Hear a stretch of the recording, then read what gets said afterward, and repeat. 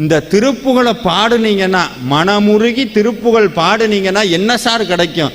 இவர் பாட்டுக்கு திருப்புகழ் திருப்புகழ்ங்கிறாரு, என்ன கிடைக்கும்னா எல்லாமே கிடைக்கும். ஞானம் பெறலாம், நலம் பெறலாம், என்னாலும் வானம் அரசாலும் வரம் பெறலாம், மோன வீடேறலாம்.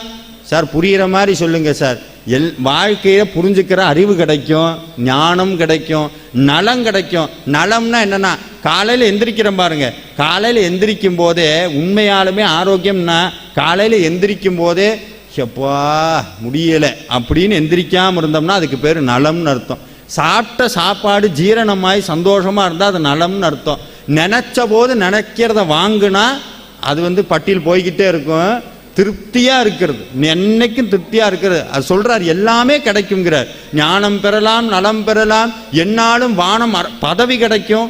பதவி கிடைக்குமா சார்? திருப்புகழ் பாடினா பதவி கிடைக்கும், திருப்புகழ் பாடினா நோய் போகும், எல்லாமே கிடைக்கும். அவர் சொல்கிறார், இதெல்லாம் யாருக்கு கிடைக்குமா? அருணகிரிநாதர் கீழே ஒரு எழுதி ஒரு சைன் ஒன்று போட்டு விட்டார், தம்பி இது எல்லாருக்கும் கிடைக்காது. அப்போ யாருக்கு கிடைக்குமா?